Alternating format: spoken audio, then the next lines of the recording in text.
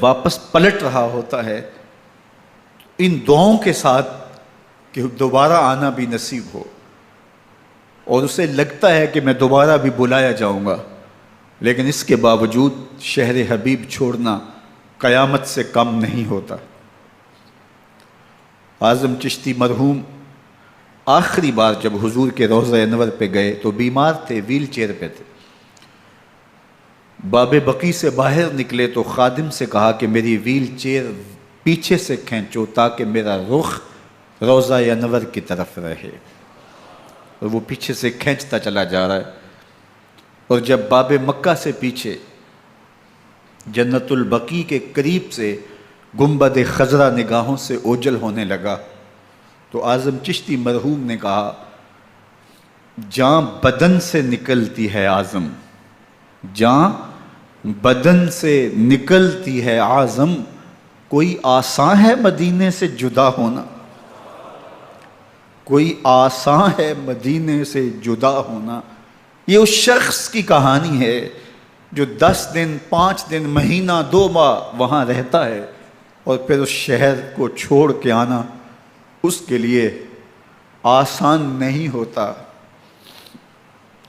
اور مجھے بتاؤ کہ حسین جو پیدا مدینے میں ہوا، جس کے گھر کا دروازہ مسجد نبوی کے اندر کھلتا تھا، جو مسجد نبوی کے اندر پرورش پا کے جوان ہوتا ہے اور مدینے کی گلیوں میں کھیلتا رہا، اس حسین ابن علی کے لیے مدینہ چھوڑنا، اور پھر وہ اس بات کا علم اور شعور رکھتے تھے کہ یہ آخری بار حضور کے در پہ حاضری ہے، دوبارہ اس شہر نور میں نہیں آ سکوں گا، تو کیا قیامت ہوگی اور کیا منظر ہوگا۔ محمد بن حنفیہ کے علاوہ خاندان نبوت کے جتنے لوگ تھے ان سب نے شہر مدینہ کو الوداع کہا، اور رات کے موقع میں مدینہ المنورہ کو، مسجد نبوی کو چھوڑ کر کے مکہ کی جانب عازم سفر ہوئے۔ 3 شعبان المعظم کو مکہ المکرمہ پہنچتے ہیں، ادھر کوفیوں کے خطوط آنے شروع ہو جاتے ہیں۔ حضرت امام حسین رضی اللہ تعالیٰ عنہ مسلم بن عقیل رضی اللہ تعالیٰ عنہ کو صورتحال معلوم کرنے کے لیے بھیج دیتے ہیں۔ 40,000 کوفی آپ کے ہاتھ پہ بیعت کر لیتے ہیں۔ ادھر 25 پیدل حج کرنے والے حضرت امام حسین 8 ذی الحج کو احرام باندھتے ہیں، لیکن آپ کو پتہ چلتا ہے کہ حاجیوں کے روپ میں قاتل چھپا دیے گئے، تو آپ اس احرام کو حج کی بجائے عمرے میں بدلتے ہیں اور کوفے کی جانب عازم سفر ہوتے ہیں۔ کائنات والو، ذرا سینے پہ ہاتھ رکھ کے دیکھو کہ یہ کتنا مشکل مرحلہ تھا۔ اس دین کی آبرو کو بچانے کے لیے حضرت امام حسین رضی اللہ تعالیٰ عنہ نے کتنا بڑا قدم اٹھایا۔ آپ کے بہیخہ، دوست، احباب عبداللہ بن عمر یہ سارے روکتے ہیں، عبداللہ بن عباس کہتے ہیں حضرت نہ جائیے، الکوفی لا یوفی، کوفی کبھی وفا نہیں کرتے، آپ کے والد کو وہاں شہید کیا گیا، لیکن آپ ایک فرض کو نبھانے جا رہے ہیں۔ میرے غم گسارو، میرے مہربانوں، نہ روکو مجھ کو جانے دو، مجھے نانے کے دی کی ڈوبتی کشتی بچانے دو، میں جاتا ہوں کہ دنیا پر وفا کا نام رہ جائے، میں رہوں نہ رہوں پر عظمت اسلام رہ جائے۔ میں نہیں جاتا تو نبی کے گھر کی آن جاتی ہے، میں نہیں جاتا تو نبی کے گھر کی آن جاتی ہے، تمہارا دین جاتا ہے میری غیرت ایمان جاتی ہے۔ حضرت امام حسین یہاں سے چلتے ہیں، ابھی راستے میں ہی پہنچتے ہیں کہ یہ خبر آتی ہے کہ کوفے والوں نے بے وفائی کر دی، حضرت مسلم بن عقیل رضی اللہ تعالیٰ عنہ کو شہید کر دیا گیا، نعمان بن بشیر معزول کر دیے گئے، ابن مرجانہ ابن زیاد وہاں متعین کر دیا گیا جو سخت گیر شخص تھا، اور اس نے لوگوں کو ڈرایا دھمکایا اور کوفے کے لوگوں کے دل بدل گئے اور وہ بیتیں توڑنے لگے۔ وہ منظر مسجد کوفہ کا کتنا دل گداز تھا، جب امام نماز کے لیے کھڑے ہوئے تو 40,000 لوگ آپ کے پیچھے تھا. جب سلام پھیرا اور امام نے دیکھا کہ پیچھے لوگ نہیں ہیں، پھر لوگوں نے اپنے دروازے بھی بند کر لیے. رات کی تنہائیاں ہیں اور حضرت مسلم بن عقیل کو کوئی پناہ دینے والا نہیں ہے.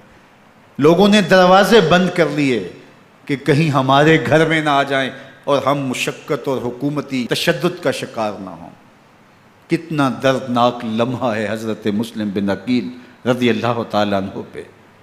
اور پھر حضرت مسلم بن عقیل بے دردی سے شہید کر دیے جاتے ہیں. آپ ابھی راستے میں ہیں، یہ ساری کہانی پہنچتی ہے کہ حضرت مسلم شہید کر دیے گئے اور بے دردی سے شہید کر دیے گئے.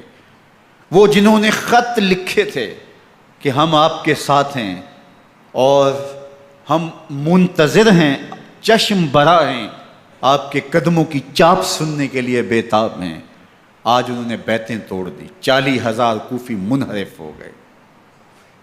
مسجد کوفہ کا وہ منظر کس قدر روح کو تڑپا دینے والا تھا. ہم پچھلے سال عصر اور مغرب کے درمیان جب کوفہ پہنچے تو سورج ڈوبنے کے قریب تھا. میں نے اپنی زندگی میں اتنا اداس موسم کہیں نہیں دیکھا جتنا اداس موسم کوفے میں دیکھا. ایسے لگتا تھا جس طرح کوفے کی آب و ہوا آج بھی شرمندہ ہے.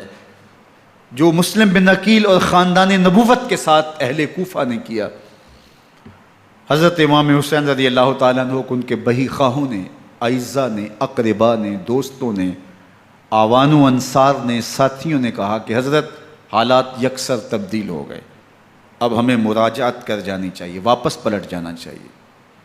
تو حضرت امام حسین کافی سوچ بچار میں رہے. پھر اس کے بعد آپ نے فیصلہ کیا کہ ہم آگے بڑھیں گے. دوستوں نے کہا کہ حضرت اگر آپ آگے بڑھیں گے تو ہمیں لگتا ہے کہ وہ آپ کے ساتھ سلوک اچھا نہیں کریں گے اور آپ بچوں کے سامنے پیاس سے شہید کر دیے جائیں گے. تو حضرت امام حسین رضی اللہ تعالیٰ عنہ نے وہاں ایک خطبہ ارشاد فرمایا کہ لوگو تم جو مجھے بتا رہے ہو مجھے اچھی طرح معلوم ہے، جو تم مجھے منظر پیش کر رہے ہو وہ میری نگاہوں میں ہے، اور جو کچھ ہونے والا ہے چشم تصور وہ منظر دیکھ رہی ہے. چونکہ حضرت امام حسین رضی اللہ تعالیٰ عنہ کی شہادت کی خبر حضرت امام حسین کے پیدا ہوتے ہی خاندان نبوت میں عام تھی. حضور علیہ الصلوۃ والسلام کو یہ بات جبریل امین نے آ کے بتائی تھی جب حسین ابن علی کے ساتھ حضور محبت کا اظہار کر رہے تھے. تو یہ جبریل امین نے آ کے کہا تھا حضور آپ کا یہ بیٹا ارض طف میں شہید کر دیا جائے گا، اور کربلا کی مٹی لا کے حضور کو دی اور ام سلمہ کو حضور نے عطا کر دی. حضرت ام سلمہ کہتی ہیں کہ ایک دن میں سوئی تو خواب دیکھا کہ حضور کے مبارک بال بکھرے ہوئے ہیں اور سخت پریشان ہیں. تو میں نے کہا کہ حضور آپ کی یہ کیا حالت ہے؟ وَبِيَدِهِ قَارُورَةٌ، اور حضور کے ہاتھ میں ایک شیشی ہے، فِيهَا دَمٌ، جس کے اندر خون ہے. تو میں نے کہا حضور یہ کیا؟ فرمایا میں قتل گاہ حسین سے آ رہا ہوں اور یہ حسین ابن علی کا خون ہے. تو کہا 10 محرم کا دن تھا، دوپہر کا یہ منظر تھا، میں کیلولہ کر کے اٹھی. جب میں نے دیکھا تو وہ شیشی جس میں کربلا کی مٹی رکھی تھی وہ خون بن چکی تھی. تو یہ خبر پہلے دی گئی تھی، یہ بتا دیا گیا تھا. فرمایا میرے دوستو جو تم مجھے بتاتے ہو میں اس سے بے خبر نہیں ہوں، یہ سب کچھ ہونے والا ہے، لیکن اس کے باوجود میں کیوں جا رہا ہوں؟ تو آپ کا ایک تاریخ ساز جملہ ہے جو کربلا کے فلسفے کو ہمارے سامنے رکھتا ہے کہ یہ اتنا بڑا امتحان کیوں دیا. حضرت امام حسین رضی اللہ تعالیٰ عنہ نے فرمایا وَلَكُمْ فِيَّ أُسْوَةٌ، میں اس لیے جا رہا ہوں قیامت تک ظلم، جبر اور ناانصافی کے خلاف کھڑے ہونے والوں کے لیے کوئی نمونہ تو ہو. میری زندگی قیامت تک ظلم، جبر اور استحصالی نظام کے خلاف کھڑے ہونے والوں کے لیے نمونہ ہے. تو حضرت امام حسین رضی اللہ تعالیٰ عنہ نے حق اور باطل کے درمیان ایک سرخ لکیر کھینچ دی اپنے خون سے. اب حق اور باطل کا امتیاز کرنا مشکل نہیں ہے. کوئی باطل پہ اڑا رہے تو الگ بات ہے، لیکن امتیاز کرنا مشکل نہیں ہے. حدود بالکل واضح کر دیں. اقبال نے یہاں کتنی خوبصورتی کے ساتھ اس مضمون کو نبھایا. سرخ رو عشق غیور از خون ہو، شوخی این مصرع از مضمون او تا قیامت قطع استبداد کر موج خون او چمن ایجاد کر. ایک جہاں آباد کر دیا، حق اور باطل کی راہیں اجال دی. اب لوگوں کو یزید کا چہرہ پہچاننے میں دیر نہیں لگتی. وقت کے ہر یزید کا چہرہ آسانی سے پہچانا جا سکتا ہے. یہ معرفت زمانے کو کروائی کس نے؟ حسین ابن علی نے کروائی رضی اللہ تعالی عنہ. تو حضرت امام حسین نے فرمایا کہ جو میرے ساتھ ہونے والا ہے میں اچھی طرح جانتا ہوں، لیکن میں اس کے باوجود آگے بڑھوں گا. پھر بڑھے اور کربلا میں جا کے خیمہ زن ہو گئے. 7 محرم کو پانی بند کر دیا گیا. پانی بند ہوا تو کھانا بھی میسر نہیں تھا، لیکن ذکر پانی کا ہوتا ہے اس لیے کہ کھانے کے بغیر انسان کئی دن کاٹ لیتا ہے، لیکن پانی کے بغیر گزر نہیں ہوتی. تو فرات کی نہر سامنے اپنی موجوں کے ساتھ چمک رہی ہے، لیکن ایک قطرہ آب بھی آل رسول کو نہیں دیا جا رہا. کائنات کے اندر ایسے انوکھے امتحان بھی ہوتے ہیں. وارث ہوں ساقی کوثر کے، مالک ہوں حوض کوثر کے، اور بیٹے ہوں ساقی کوثر کے، اور آج ایک بوند پانی کی بھی میسر نہ ہو. صبر کا امتحان ہے، عزیمت کا امتحان ہے. حضرت امام حسین رضی اللہ تعالیٰ عنہ خیمہ زن ہو گئے. 3 دن تک پانی بند رہتا ہے. 9 محرم کو رات کی تنہائی میں حملہ آور ہونا چاہتے ہیں، لیکن آپ نے کہا کہ ہمیں اللہ کے حضور عبادت اور ذکر کے لیے وقت دیا جائے. ساری رات ذکر میں گزرتی ہے، عبادات میں گزرتی ہیں. رات کے اندھیرے میں آپ چراغ بجھا دیتے ہیں. آوان و انصار کو کہتے ہیں کہ ان کی دشمنی میرے ساتھ ہے، انہیں میرا خون چاہیے. اگر تم رات کی تاریکی میں نکل جاؤ تو میں تم سے کوئی مواخذہ نہیں کروں گا، اور یہ بھی تمہارا پیچھا نہیں کریں گے، اس لیے کہ ان کا مطلوب تم نہیں ہو، ان کا مطلوب میں ہوں. جب چراغ جلایا تو کوئی بھی نہیں گیا. مسلم بن نوسجہ کھڑے ہو کے کہتے ہیں حضرت اگر ہمارے بدن کو 70 بار کاٹا جائے اور جلایا جائے اور ہواؤں میں اڑا دیا جائے پھر بھی آپ کا ساتھ نہیں چھوڑیں گے. 70 سال کے بوڑھے ہیں حبیب بن مظاہر، کہتے ہیں حضرت آپ کو چھوڑ کے جائیں کہاں، آپ کو چھوڑ کے جائیں کہاں. کوئی ساتھ چھوڑنے کے لیے تیار نہیں ہے. پیاس ہے، سخت گرمی ہے، کربلا کا ماحول ہے. 72 افراد اور خاندان کی خواتین میدان کربلا میں خیمہ زن ہیں. دوسری طرف لشکر اعداء اشقیا 22,000 کی تعداد میں مقابلے میں، ایک روایت 30,000 کی ہے. ان صرف 72 پیاسے لوگوں کے لیے اتنے لوگوں کو جمع کرنے کا مقصد خوف زدہ کرنا تھا. شرط ہے کہ یزید کی بیعت کر لیں، محاصرے توڑ دیں گے، پانی دستیاب ہوگا، اعزاز و اکرام سے نوازا جائے گا، خزانوں کے منہ کھول دیے جائیں گے. لیکن حسین ابن علی کہتے تھے سب کچھ لٹ جائے گا، باطل کے ہاتھ پہ ہاتھ نہیں رکھوں گا. اللہ اکبر. اب صبح طلوع ہوتی ہے، عاشور کا دن چڑھتا ہے، سورج اپنی پوری تمازت کے ساتھ گرمی برسا رہا ہے. آج خاندان نبوت کا امتحان زمانے نے دیکھنا ہے. رسول اللہ کا لعاب چوسنے والا اس کے صبر کا آج امتحان ہے. حضور کے کندھوں پہ کھیلنے والے حسین کا آج امتحان ہے. اللہ اکبر.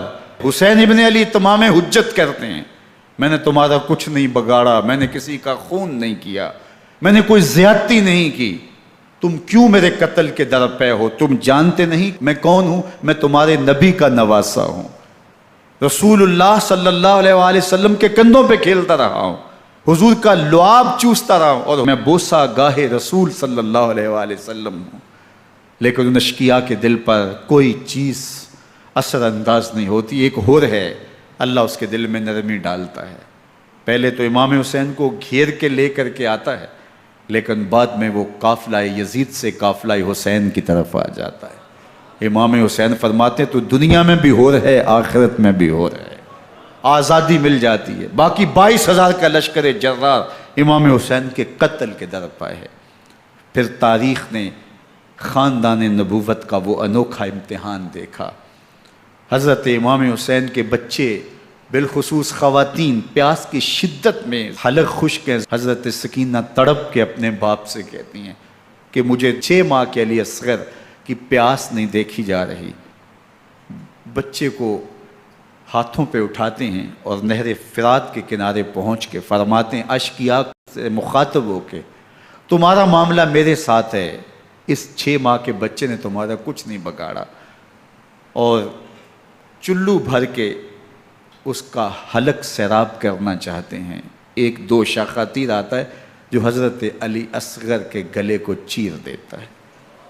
راوی لکھتے ہیں کہ وہ عام تیر نہیں تھا، جانوروں کو شکار کرنے کے لیے جو بڑے تیر ہوتے ہیں وہ 2 شاخہ تیر تھا، وہ گردن کو کاٹ دیتا ہے، خون بہنے لگتا ہے، گردن لٹک جاتی ہے۔ حضرت امام حسین وہ بہتا ہوا خون اپنے چلو میں لیتے ہیں اور آسمان کی طرف اچھال کے کہتے ہیں مالک حسین کی یہ قربانی بھی قبول فرما۔ یہ تماشا لبے بام نہیں ہے، بچہ بیمار ہو ڈاکٹر جواب دے دیں، ماں باپ کے ہاتھ پھول جاتے ہیں، زندگی کی سانسیں ابھی چل رہی ہوتی ہیں لیکن ڈاکٹر کہے کہ یہ میرے بس کا روگ نہیں ہے، کہیں اور لے جاؤ، تو زندگی کا لف و نشر غیر مرتب ہو جاتا ہے۔ میں سلام پیش نہ کروں حسین ابن علی کو، 6 ماہ کا علی اصغر ہاتھوں میں دم توڑتا ہے، گردن لٹک جاتی ہے، خون بہہ رہا ہے، اب خیموں کی طرف بڑھ رہے ہیں لیکن زبان پہ شکایت نہیں ہے، کہتے ہیں مالک حسین کی یہ قربانی قبول کر لے۔ اب خیموں کی طرف آنا، شہر بانو، ام رباب، سیدہ زینب، حضرت سکینہ سلام اللہ علیہا کا سامنا کوئی آسان کام نہیں تھا، لیکن حسین ابن علی آتے ہیں، شہزادے کو یہاں خیموں کے قریب رکھ کے کہتے ہیں کہ یہ حوض کوثر سے سیراب ہو گیا ہے۔ اللہ اکبر، کوہرام مچ جاتا ہے خیموں کے اندر، کیا منظر ہوگا اور ان کو کن الفاظ کے پیرائے میں ڈھال کر کے ان کیفیات کو بیان کیا جا سکتا ہے جو اہل بیت کے خیموں کے اندر علی اصغر کی شہادت کے بعد کا منظر رقم ہو رہا ہوگا۔ اللہ اکبر، ادھر اشکیا آوازیں دے رہے ہیں، مبارزت کے لیے پکار رہے ہیں۔ زمانے نے پھر وہ منظر بھی دیکھا کہ جوان بیٹے کو 18 سال کی کمائی حضرت امام حسین میدان عمل میں بھیج رہے ہیں، وہ علی اکبر جو حسین کا نور نظر ہے، آنکھوں کا قرار ہے، دل کی تسکین ہے۔ اور پھر حضرت علی اکبر جب گھوڑے کی زین سے فرش زمین پہ گرتے ہیں تو باپ کو آواز دیتے ہیں، اور حضرت امام حسین جو ہے وہ آگے جا کے بیٹے کی لاش اٹھاتے ہیں۔ اللہ اکبر، 18 سال کے بیٹے کی لاش کو کندھوں پہ اٹھا کے خیموں تک لاتے ہیں اور ہاتھ پھیلا کے کہتے ہیں مالک حسین کی یہ قربانی بھی قبول فرما۔ کبھی قاسم بن حسن کی لاش اٹھا کے لاتے ہیں، کبھی اون و محمد کی لاشیں اٹھا کے لاتے ہیں، بتیجوں کی، بھانجوں کی، بھائی عباس کے کٹے ہوئے بازو اور زخموں سے چھدا ہوا لاشا۔ کیا کیا قیامتیں تھیں جو اس کربلا کے ایک میدان کے اندر نہیں توڑی گئیں۔ حضرت امام حسین پر دکھ پہ دکھ، تکلیفوں پہ تکلیفیں، اب 71 لاشیں اٹھا کے خیموں تک پہنچا چکے، اور ادھر مبارزت کی دعوت دی جا رہی، آؤ میدان عمل میں آؤ، اب دیر کیوں کر رہے ہو۔ رسول اللہ کا حرم، رسول اللہ کی شہزادیاں جو نازوں میں پلی تھیں، وہ کلیاں جو شبنم کا بوجھ بھی گوارا نہیں کر سکتی تھی، آج مصیبتوں کے پہاڑ ٹوٹ گئے۔ حضرت امام حسین کبھی شہربانوں کو، کبھی ام رباب کو دلاسا دیتے ہیں، کبھی حضرت زینب کو کہتے ہیں۔ حضرت زینب کربلا کے اس میدان کے اندر بڑے حوصلے کے ساتھ اپنے بھائی کے ساتھ کھڑی رہی، اپنے 2 بیٹے راہ خدا میں پیش کیے، ان کی لاشیں وصول کیں، لیکن زینب جس جرأت کے ساتھ، جس پامردی کے ساتھ اس سارے منظر کو حوصلے کے ساتھ سہتی رہی، وہ یقیناً حوصلہ سیدہ زینب سلام اللہ علیہا کا ہی ہے، لیکن یہ وہ منظر تھا کہ زینب کا دل بھی ڈول گیا جب حسین ابن علی گھوڑے پہ بیٹھنے لگے اور ان کو گھوڑے میں بٹھانے والا کوئی نہیں تھا، اور جو بھی سوار جاتا پھر واپس اس کی لاش ہی آتی اور حسین ابن علی لے کے آتے۔ آج حسین ابن علی جا رہے ہیں، زندگی کا سارا سرمایہ لٹ رہا ہے، حضرت زینب سلام اللہ علیہا سنبھل نہیں رہی۔ حضرت امام رضی اللہ تعالیٰ عنہ اٹھے اور آپ نے حضرت زینب کو صبر کی تلقین کی اور کہا کہ صبر ہی بہترین ذریعہ ہے اور اللہ کی قربت کا ایک بہترین سبب ہے، اور ان کو صبر کی تلقین کرتے ہوئے فرمایا کہ میرے بعد تم نے اس ذمہ داری کو سنبھالنا ہے اور ان مخدرات اسلام کی، ان شہزادیوں کے پردے کی تم نے حفاظت کرنی ہے۔ اور پھر گھوڑے کی زین کس کے امام حسین لشکر اشقیاء کی طرف بڑھتے ہیں۔ اب خیموں سے سسکیوں کی آواز آ رہی ہے، ان کا سردار، ان کا تاجدار آج سب کو چھوڑ کے کربلا کے میدان کی طرف بڑھ رہا ہے۔ جرم کیا کیا، قصور کیا کیا، اس نے کیا زیادتی کی کہ آج نیزوں اور انیوں کے مقابلے میں 22,000 کا لشکر حضرت امام حسین پہ ٹوٹ پڑتا ہے۔ آپ پھر تمام حجت کرتے ہیں میں نے کسی کو قتل نہیں کیا، خون ناحق نہیں بہایا، میرے خون کے درپے کیوں ہو، اپنی آخرت کیوں برباد کرتے ہو؟ تم جانتے نہیں میں کون ہوں، میں تمہارے نبی کا نواسا ہوں۔ لیکن ابن زیاد کہتا ہے مقابلے میں آؤ۔ پھر حضرت امام حسین رضی اللہ تعالیٰ عنہ مقابلے میں آتے ہیں، اور جب گھوڑے کو ایڑ لگا کے دشمن اشقیاء پہ ٹوٹتے ہیں تو پھر ایسا منظر ہوتا ہے کہ وہ بھیڑ بکریوں کی طرح آگے بھاگتے ہیں۔ 71 زخم کلیجے پہ لیے شجاعت کا یہ پیکر جب میدان میں آتا ہے، آواز آتی ہے یہ کون ذی وقار ہے، بلا کا شاہ سوار ہے، لباس ہے پھٹا ہوا، غبار سے اٹا ہوا، تمام جسم نازنی چدا ہوا کٹا ہوا، یہ نبی کا نور عین ہے، یہ بالیقین حسین ہے، یہ حسین ابن علی ہے رضی اللہ تعالیٰ عنہ۔ پھر چاند بادلوں میں گھر جاتا ہے، شامی غنڈے تیر برساتے ہیں، تلواروں سے آپ کے بدن پر ضربیں لگاتے ہیں اور نیزوں سے آپ کے بدن کو پرو دیتے ہیں۔ جب آپ کا پیراہن بعد میں اتارا گیا تو آپ کے پیراہن میں 122 سوراخ تیروں کے تھے، 33 زخم تلواروں کے اور 34 گھاؤ نیزوں کے تھے۔ جب گھوڑے کی زین سے فرش زمین پر آئے بدن چھلنی تھا، زخم زخم سے خون بہہ رہا تھا، 3 دن کا پیاسا حسین، اللہ اکبر، بدن زخموں سے چور، 71 لاشیں کلیجے پہ لیے، مخدرات اسلام کے پردے کا خیال دل میں الگ ہے، لیکن گھوڑے کی زین سے جب فرش زمین پہ امام حسین آتے ہیں، زبان پہ ہائے نہیں، نالا و شیون نہیں، چیخ و پکار نہیں، آتے ہی پیشانی سجدے میں رکھتے ہیں اور پکارتے ہیں اللہم ردن بقضائک وصبرن علی بلائک تسلیما لامرک سبحان ربی العالی۔ مالک گھر لٹا کے، بچے لٹا کے، خاندان سب کچھ قربان کر کے، اپنے بدن کو زخموں سے چھلنی کروا کے، تیروں اور نیزوں کی انیوں سے اپنے آپ کو زخمی کروا کے، تیرے حضور سر جھکا کے یہ اقرار کرتا ہوں کہ حسین تیری تقدیر پہ راضی ہے، مالک تو بھی بتا تو بھی حسین پہ راضی ہوا ہے کہ نہیں ہوا۔ آواز آ رہی ہے اس پیاسے پر علی شیر خدا کو ناز ہے، اس نواسے پر محمد مصطفیٰ کو ناز ہے۔ اوروں نے بھی سجدے کیے پر اس کا عجب انداز ہے، اس نے وہ سجدہ کیا جس پر خدا کو ناز۔ حسین ابن علی رضی اللہ تعالیٰ عنہ کا سر انور دستے قاتل نے تب کاٹا جب وہ سجدے میں جھکا ہوا تھا۔ یزید نے کہا میں بیعت لوں گا، امام حسین نے کہا کبھی بھی نہیں دوں گا، یہ سر کٹ سکتا ہے جھک نہیں سکتا۔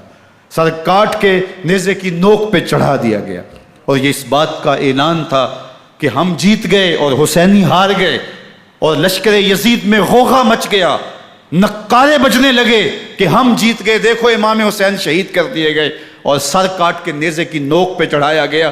لیکن لشکر یزید سے ہی آواز آئی یہ کیسا سر ہے جو کٹ کے بھی سر بلندی ہے، کٹ گیا ہے پھر بھی اونچا ہے، اللہ اکبر، یہ سر سجدے میں کٹا ہے، رب کے حضور عبادت کی حالت میں کٹا ہے۔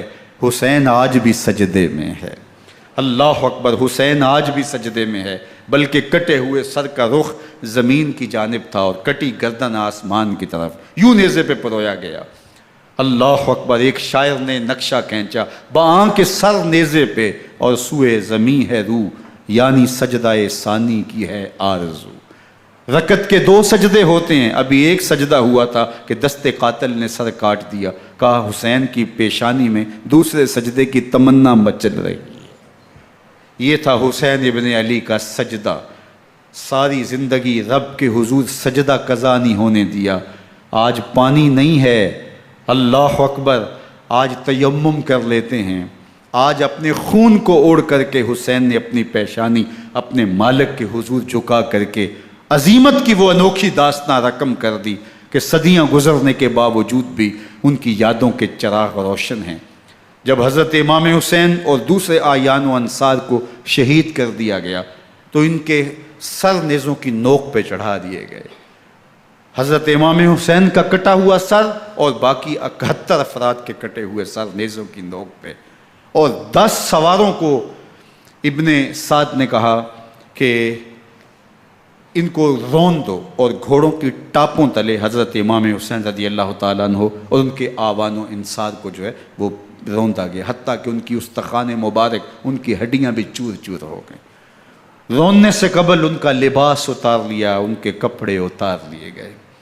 اللہ اکبر، کیسی دردناک گھڑیاں تھیں۔ یزید کا صرف یہی بد کرداری کا مرحلہ نہیں تھا، اس کربلا کے صحرا کے اندر یزید نے جس طرح امام حسین رضی اللہ تعالیٰ عنہ کو شہید کیا اور حضرت امام حسین کے خاندان کو شہید کیا، جب مدینہ المنورہ پر یزید نے مسلم بن عقبہ کو مقرر کیا، جس کو بزرگوں نے مصرب بن عقبہ کہا ہے، تو اس کو کہا 3 دن تک مدینے کا حرم تمہارے لیے حلال ہوگا، جو چاہو تم کرنا، اور شامی فوجوں کو اجازت ہوگی۔ تو وہاں بھی انہوں نے 10,000 تابعین اور 700 صحابہ کو شہید کیا۔ حضرت ابو سعید خدری رضی اللہ تعالیٰ عنہ گھر سے باہر نکلے، کافی بوڑھے ہو چکے تھے، تو انہوں نے حضرت ابو سعید خدری کو پکڑ لیا، کہا تم کون ہو؟ کہا مجھے ابو سعید خدری کہتے ہیں۔ تو کہا ہاں تمہارا نام سنا ہے، اور داڑھی سے پکڑ کے کھینچا اور کہا کہ ہے تمہارے پاس جو ہمیں دو؟ تو کہا کہ میرے پاس تو کچھ بھی نہیں، میں تو فقیر آدمی ہوں۔ تو ان کے گھر ان کو لے گئے، تو 2 کبوتر رکھے تھے حضرت ابو سعید خدری نے، تو وہ کبوتر لوٹ کے لے گئے۔ اللہ اکبر۔ حضرت ابن سنان رضی اللہ تعالیٰ عنہ کو، جو حضور کے علم بردار تھے فتح مکہ کے دن، ان کو ستو پہلے پلائے اور پھر ان کی گردن کاٹی گئی، اور کہا یہ ہے وہ ستو جو تم زندگی میں آخری بار پیو گے۔ ایک گھر میں داخل ہوئی شامی فوج، تو ایک خاتون کے ابھی بچہ پیدا ہوا تھا، اور قابلہ نے، دائیا نے وہ بچہ ماں کی چھاتی پہ لٹایا، اور وہ ماں کا پہلا دودھ پی رہا تھا۔ تو یہ جا کے کہنے لگے نکالو تمہارے پاس جو کچھ ہے۔ تو اس خاتون نے کہا تم جانتے ہو یہ بچہ کون ہے؟ تو انہوں نے کہا ہم نہیں جانتے۔ کہا یہ حضرت ابن ابی کبشہ انماری رضی اللہ تعالیٰ عنہ کا بچہ ہے، اور یہ وہ صحابی ہیں کہ جو بیت الشجرہ کے موقع پہ حضور کے ہاتھ پہ بیعت کرتے ہیں۔ انہوں نے اس چیز کا لحاظ نہ کیا کہ جو کچھ ہے وہ ہمیں دو، ورنہ تیرے بچے کو نہیں چھوڑیں گے۔ تو ماں بچے سے مخاطب ہو کے کہتی ہے، ابھی بچہ پیدا ہوا ہے اور ماں سے پہلا دودھ پی رہا ہے، کہ بیٹے اگر میرے پاس کچھ ہوتا، وہ قیمتی سے قیمتی چیز بھی ہوتی، تیری جان کے لیے قربان کرتی، لیکن اس وقت میرے پاس کچھ ہے نہیں۔ تو ایک شکی آگے بڑھا اور بچے کو ایک ٹانگ سے پکڑ کے کھینچ کے دیوار کے ساتھ پٹک کے مارا، جس سے دماغ کا بھیجا نکل گیا۔ کیا کیا زیادتیاں نہیں کی۔ 700 صحابہ حرہ کے واقعہ میں شہید کیے یزید نے، اور 10,000 تابعین شہید کیے۔ مسجد نبوی میں ممبر رسول کے ساتھ گھوڑے باندھے، اور وہ ممبر رسول اور مصلی رسول کے قریب لید کرتے رہے۔ حضرت سید عبد المسیب فرماتے ہیں میں نابینا تھا اور حضور کے روضہ انور کے پاس بیٹھا تھا، اور یزید کے سپاہی آتے، جو بھی مسجد میں نظر آتا پکڑ کے لے جاتے، مجھے نابینا سمجھ کے چھوڑ دیتے، لیکن میں پریشان تھا کہ ظہر کا وقت ہوگا، عصر کا وقت ہوگا، مغرب عشاء کا وقت ہوگا، نہ اذان نہ اقامت نہ جماعت، تو کیسے مجھے پتہ چلے گا کہ نماز کا وقت ہو گیا، اور کیسی میری نمازوں کا کیا بنے گا؟ میں اس فکر میں بیٹھا تھا۔ لم ازل اسمع الاذان والاقامت من قبر رسول اللہ صلی اللہ علیہ وآلہ وسلم۔ فرماتے ہیں جب بھی پھر نماز کا وقت آیا، گنبد خضرا سے اذان کی بھی آواز آئی، اقامت کی بھی آواز آئی۔ 3 دن تک مسجد نبوی کے اندر گھوڑے بندے رہے، اور مدینہ کی حرمت پامال کی۔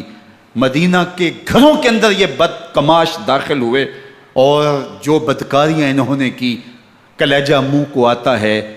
1002 شیزائیں ان بدکاروں کی بدکاریوں کی وجہ سے کنواری حالت کے اندر حاملہ ہوئی۔ 3 دن تک مدینے کا حرم انہوں نے پامال کیا، اور پھر مکہ المکرمہ میں کعبۃ اللہ پر گولے برسائے، اور کعبہ کا غلاف جل گیا۔ وہ تو یزید مر گیا اور حضرت عبداللہ ابن زبیر رضی اللہ تعالیٰ عنہ نے اپنی خلافت کا اعلان کیا. یزید کے یہ کرتوت تھے، ادھر اہل مدینہ کو ستایا، ادھر اہل مکہ کو ستایا، اور رسول اللہ صلی اللہ علیہ وسلم کے خانوادے کی بے حرمتی اور توہین کی. نہ صرف انہیں قتل کیا گیا، ان کی لاشوں پہ گھوڑے دوڑائے. ابن سعد اور شمر جو ہے وہ خیموں میں داخل ہوا اور مخدرات اسلام کی چادریں چھیننے کی کوشش کی. حضرت زینب سلام اللہ علیہ نے مخاطب ہو کے کہا ہمارے چہرے کے رکھوالے چلے گئے ہیں، ظالم تو خیال نہیں کرتا ہم رسول اللہ کی بیٹیاں ہیں. حضرت شہربانو، حضرت زین العابدین اور حضرت زینب سلام اللہ علیہم، ان تینوں کو ایک اونٹ پہ باندھا گیا اور باقی اونٹوں پہ باقی سادات کو، حضور کی شہزادیوں کو باندھا گیا، رسیوں میں جکڑا گیا اور اونٹوں پہ باندھ کر کے کوفے کی جانب آگے آگے شہیدوں کے سر چل رہے ہیں اور پیچھے یہ قافلہ چل رہا ہے. اور جب یہ قافلہ وہاں سے گزرا جہاں لاشیں پڑی تھیں، امام زین العابدین 14 سال کے تھے اور بیمار تھے اور ان کا حوصلہ نہ ہوا، وہاں غشی ان کے اوپر آنے لگی. اور وہ منظر ابن کثیر نے، باقی لوگوں سب نے لکھا ہے کہ پھر جب ان کی یہ حالت ہوئی تو پھر سیدہ زینب سلام اللہ علیہ، جنہوں نے ابھی تک بڑے حوصلے کے ساتھ ساری مشکلات کا مقابلہ کیا تھا، اب ان کے بندھن ٹوٹ گئے اور آنکھوں سے آنسو بہنے لگے. اور سیدہ زینب تھے امام حسین رضی اللہ تعالیٰ عنہ کی لاش پہ کھڑے ہو کے، اور وہ روندی ہوئی لاش، ٹوٹی ہوئی ہڈیاں اور وہ برینا بدن، کٹا ہوا سر نیزے کی نوک پہ اور لاش یہ پڑی ہے. تو حضرت سیدہ زینب نے مدینے کی طرف منہ کر کے جو ہے وہ حضور سے فریاد کی، یا محمد آہو، یا محمد آہو، ھذا حسین بالآراء مزمل بالدماء، یا محمد آہو بناتوں کا سبایا. یا رسول اللہ، اے پیارے آقا، یا جد آہو، اے ہمارے نانا محترم، یہ دیکھیے آپ کا حسین پڑا ہوا ہے.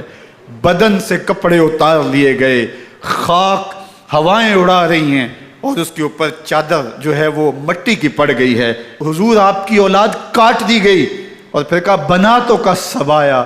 حضور دیکھیے آپ کی بیٹیوں کے ہاتھ باندھ دیے گئے ہیں، اونٹوں پہ کس دیا گیا ہے، سر شہیدہ آگے آگے چل رہے ہیں اور حضرت سیدنا امام حسین کا آگے آگے سر ہے. راستے کے اندر ایک جگہ آئی، رات گزری اور ان کو اتارا گیا. رات کا موقع تھا، ایک خاتون آئی اور اس نے کوئی کھانا پیش کیا ان کو اور کہا کہ میں کسی زمانے میں حضرت سیدہ فاطمہ الزہرا کی نوکری کیا کرتی تھی، ان کی لونڈی تھی، ان کی کنیز تھی، اور آج مجھے پتہ چلا کہ آپ لوگ گزر رہے ہیں تو میں نے کہا کہ میں اپنی مخدومہ کے خاندان کی خدمت کروں. اور پھر اس نے کہا کہ اس وقت سیدہ کی گود میں ایک 6-7 ماہ کی بچی تھی جس کو زینب کہا کرتے تھے. تو سیدہ زینب نے کہا کہ اماں اگر پہچانتی ہو تو وہ